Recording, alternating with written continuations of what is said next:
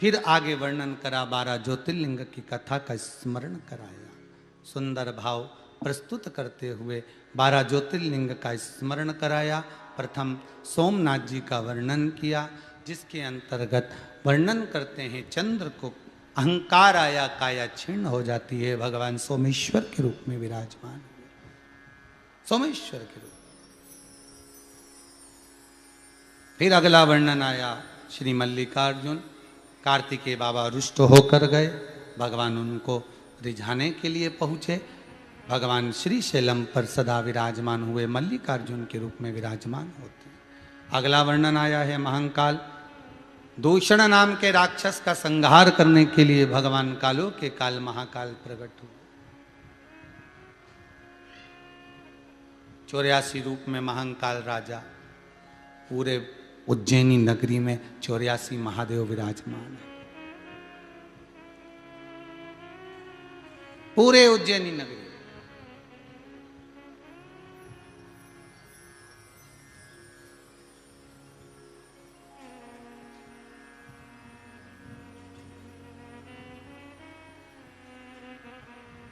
बस बाबा महाकाल की कृपा हो और ये कोरोना महामारी समाप्त हो, तो एक बार प्रयास है कि 84 महादेव जब एक बार पहले करा, एक बार फिर पुनः 84 महादेव की यात्रा हो, यही बाबा से विनय है। पर ये कोरोना महामारी शीघ्र समाप्त हो। जैसे पहले करा 84 महादेव 5 दिन में पूरा करा और शिव महापुराण की कथा का, ऐसा बाबा कृपा कर दे, जल्दी जल्दी कोरोना महामारी समाप्त करे। अब ये पहली लहर, दूसरी लहर और कहे तीसरी लहर आ रही, दादा सारी लहरों को ले जा समुद्र में डुबा दे। निवेदन इतना सा, ये लहर लहर जान दे, अब तो करुणा की लहर होन दो, बस एक लहर बची है, वो कृपा कर दे मेरा देवाधिदेव महादेव, जल्दी जल्दी करुणा ऐसी। 84 महादेव के रूप में शिव विराजमान। दूषण नाम का राक्षस, जिसको वर था 84 रूप रख सकता है, शंकर भगवान ने कहा मैं रूप नहीं रख सकता। अगर ब्राह्मणों के बच्चों को अगर दूषण नाम का राक्षस मार रहा है, उनका रक्त पी रहा है, इसको मारने के लिए एक ही उपाय हो सकता है, मेरी बहन छिपरिया को बुलाओ, छिपरिया आए और जब जिस समय पर दूषण नाम के राक्षस का रक्त गिरे, छिपरिया पानी के रूप में आकर उस रक्त को धो दे, तो इसका रूप नहीं होगा, ये मर जाएगा। युद्ध प्रारंभ हुआ तो छिपरिया को आने में देरी हो गई, इतने में दूषण नाम के राक्षस ने 84 रूप ले लिए। शंकर भगवान 84 रूप नहीं लेना चाहते थे, छिपरिया ने जल के वेग में आकर अपने भाई के टुकड़े कर दिए, शंकर के महाकाल के टुकड़े करे तो 84 टुकड़े हो गए। वो 84 टुकड़े होकर उन्होंने दूषण नाम के राक्षस का संहार करा और उज्जैनी में 84 महादेव, पूरी दुनिया में एक ही जगह है जहां पर 84 महादेव विराजमान, 84 महादेव विराजमान, एक से कालों के काल महाकाल। अगला वर्णन आया है ओमकारेश्वर, विंध्य पर्वत ने तप साधना कर कर शिव को पाया। अगला वर्णन आया केदारनाथ जी, नर नारायण ने तप कर कर भगवान शिव को विराजमान करा। भीमाशंकर, कुंभकर्ण की पत्नी करकटी के गर्भ से एक बालक हुआ जिसका नाम था भीम, बड़ा उपद्रवी था, देवताओं के कार्य में विघ्न डालना। शंकर भगवान ने आकर भीम के प्राणों को हरा, शिव जी का नाम भीमा शंकर हुआ। अगला वर्णन काशी विश्वनाथ, मनु शत्रुपा ने तप कर कर भगवान शिव को काशी में गंगा के घाट पर विराजमान किया। त्र्यंबकेश्वर, गौतम बाबा पर गौ हत्या का दोष लगा, ब्रह्मा विष्णु महेश की आराधना करी, भगवान 3 शिवलिंग के रूप में, छोटे छोटे लिंग के रूप में विराजमान हुए, गौतम बाबा को गौ हत्या से मुक्त करा। वैद्यनाथ, रावण शिव जी को लेकर जा रहे थे, लघु शंका लगने पर शिव जी को भूमि पर रखा, उठा नहीं पाए, वैद्यनाथ जी के रूप में विराजमान हुए। अगला वर्णन आया है नागेश्वर, दारुक नाम के राक्षस का संहार करने के लिए भगवान नागेश्वर के रूप में विराजमान हुए। अगला वर्णन है रामेश्वर, भगवान राम लंका पर चढ़ाई करते समय शिव जी की स्थापना करते हैं, रामेश्वर के रूप में शिव विराजमान होते हैं। कृष्णेश्वर, सुधर्म नाम के ब्राह्मण की 2 धर्म पत्नियां थी, सुदेहा और घोषमा। घोषमा को संतान हुई, सुदेहा को संतान नहीं हुई, तब पति के कहने पर घोषमा ने सुदेहा को पुत्र दे दिया। बहू आ गई घर में, उसको मालूम पड़ा कि मेरी असली सास तो घोषमा, सुदेहा मेरी असली सास नहीं, तो सुदेहा को पूछती नहीं थी। जानकर गुस्सा आया सुदेहा को, सुदेहा ने पुत्र के टुकड़े टुकड़े कर दिए, कपड़े में बांधकर तालाब में फेंक दिए। घोषमा का नियम था प्रत्येक सोमवार को शंकर का शिवलिंग बनाकर तालाब में विसर्जन करने जाती थी। आज मन में आया बेटे को देखे बहुत दिन हो गए, भाव मन में आकर जैसी तालाब में शंकर का शिवलिंग छोड़ा, वैसे ही बेटा तैरते हुए बाहर आ गया। घोषमा के बेटे को भगवान ने जीवित कर दिया। शिव जी का नाम कृष्णेश्वर महादेव पड़ गया। ऐसे मेरे शंकर के 12 ज्योतिर्लिंग का स्मरण, टुकड़े थे बेटे के, उसमें से बेटा बाहर निकलकर बाहर आ गया। घोषमा के बेटे को शंकर भगवान ने जीवित करा तो शिव जी का नाम कृष्णेश्वर महादेव हो गया। बोलो कृष्णेश्वर महादेव की। ऐसे 12 ज्योतिर्लिंग की कथा को भगवान शिव ने श्रवण करा। तुमरुका जी बोले, भोलेनाथ आपने इस कथा को श्रवण किया है, बेलपत्र मस्तक से लगाकर पोथी को समर्पित करी है महाराज। बेलपत्र पोथी को दी और भगवान शिव भूत भावन ने दान की महत्वता को श्रवण किया। तुमरुका जी कहते हैं शिव महापुराण की कथा श्रवण कर कर दान की महत्वता को दर्शाया। किसी भी पुराण को सुनो, किसी भी मंदिर में जाओ, किसी भी तीर्थ में जाओ, किसी भी देवता के दरवाजे पर जाओ, गुरुजन की चौखट पर जाओ, खाली हाथ मत जाओ। पीपल के पेड़ के नीचे भी आपको कहा था खाली हाथ मत जाओ। दिया लेकर जाओ, बाती लेकर जाओ, कुछ भी लेकर जाओ, पर खाली नहीं जाना, समर्पण कर। वो तुम खाली नहीं जाओगे तो वो भी खाली नहीं भेजेगा। भाव शिव महापुराण की कथा में भगवान भूत भावन से कहा, भूतेश्वर से, भोलेनाथ ये कथा में विराम की ओर ले रहा हूं, आप बेलपत्र समर्पित करें पोथी पर,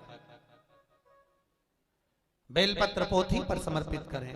भगवान भूत भावन भूतेश्वर ने बेलपत्र पोथी पर समर्पित करा। शंकर भगवान ने पोथी का पूजन किया। पूजन कर कर जैसे ही भगवान शिव आनंद में विराजते ही थोड़ी देर बाद चंचुला देवी का जो पति था बिंदु, वो मोक्ष को पा गया महाराज। और मोक्ष को पाया, प्रेत योनि से छूट गया।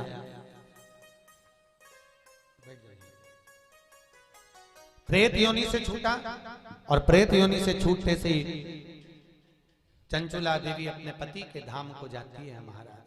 भगवान भूत भावन भूतेश्वर तुमरुका जी से कहते हैं, तुमरुका मेरी शिव महापुराण की कथा अगर कुमारी कन्या श्रवण करती है तो उसको उत्तम वर प्राप्त होता है, उत्तम घर प्राप्त होता है। कोई सुहागन महिला अगर इस कथा को श्रवण करती है तो उसका अखंड सौभाग्य होता है। कोई वैधव्य महिला अगर इस कथा को श्रवण करती है तो वो अपने पति के लोक को जाती है। कोई पुरुष इस कथा को श्रवण करता है तो उत्तम फल की कामना उसके हृदय में आकर वो फल को प्राप्त करता है। बच्चे इस कथा को श्रवण करते हैं तो उत्तम विद्या को प्राप्त करते हैं। मोक्षार्थ ये कथा शिव महापुराण की जीवन का कल्याण करने वाली है। भगवान भूत भावन ने अपने गले की रुद्राक्ष की माला, बेलपत्र शंकर की भगवान भोलेनाथ ने शिव पोथी को समर्पित करी। जैसा कि गुरु जी ने बताया कि कुछ मत करो से महादेव के ये मेरी शिव महापुराण मेरा ही प्रतिबिंब है। एक साथ लगा दो। इसका यजमान कोई दूसरा नहीं, मैं स्वयं ही बनाऊं। बनने में देर नहीं लगती है। बांचने वाला कोई दूसरा नहीं, मैंने ही बांची है। अच्छे लगे तो चैनल सुनने वाला कोई दूसरा नहीं, मैंने ही सुनी है। श्री शिवाय हर घर शिव महापुराण पंडित प्रदीप मिश्रा की और बेलपत्र मैंने समर्पित करी है। एक के बाद एक वीडियो आती है कि आप देख जो अपने घर में रखेंगे उसके घर में कभी कुबेर के खजाने की कमी नहीं पड़ेगी। बाबा स्वयं अपने मस्तक से उतार कर बेलपत्र को समर्पित करे। भगवान भूत भावन जाने के लिए तैयारी करते हैं। वेद व्यास जी कथा के विराम की ओर लेकर चलते हैं। ऐसा पुण्यमय आनंद शिव महापुराण की कथा भावसर परिवार द्वारा इस बेलकेश्वर धाम में भगवान स्वयं बेलकेश्वर महादेव सुन रहे थे, सुना रहे थे, कर रहे थे, करा रहे थे। ऐसी पावन कथा आज यहाँ विराम की ओर है। बड़ी कृपा हुई है भोलेनाथ की। भावसर परिवार बड़ा किस्मत वाला है, भाग्यशाली हो ओम भैया आपका पूरा परिवार। पैसा लगता है लोगों का बहुत जगह पर, गलत जगह पर सही जगह पर अगर धन लग जाए तो अपने पूर्वज भी खुश हो जाते हैं कि हमारे परिवार ने कोई सत्कर्म करा है। बहुत बहुत धन्यवाद। और हम ये नहीं कहते कि तुमने एक ही कथा करा कर रह जाओ। भगवान बेलकेश्वर महादेव से विनती करना कि हमको धन ऐसा देना बाबा, साल 2 साल में ऐसी कथा के क्रम चलते रहें और जीवन तरता रहे। ऐसी कृपा बना कर रखिए।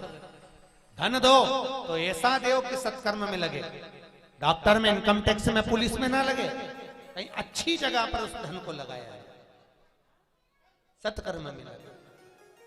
आप सभी ने इस बेलकेश्वर धाम में आकर कथा का रसपान करा। आप जिस कामना से इस कथा में बैठे हो, बाबा भोलेनाथ आपकी कामना पूरी करे, मेरा विश्वनाथ खूब कृपा करे, महाकाल बाबा आपका करुणा करे। साथ में देश विदेश में बैठे हुए सभी श्रोता भाई बहन जो प्रतिदिन फेसबुक यूट्यूब के माध्यम से इस कथा को सुन रहे हैं या जय पारस चैनल के माध्यम से इस कथा को श्रवण कर रहे हैं, उन सभी को इस कथा का पावन पुण्य फल प्राप्त हो, जिस कथा को आप लगातार श्रवण करते रहे। यही समझे कि आप उज्जैन नगरी में बैठकर कथा का रसपान कर रहे हैं।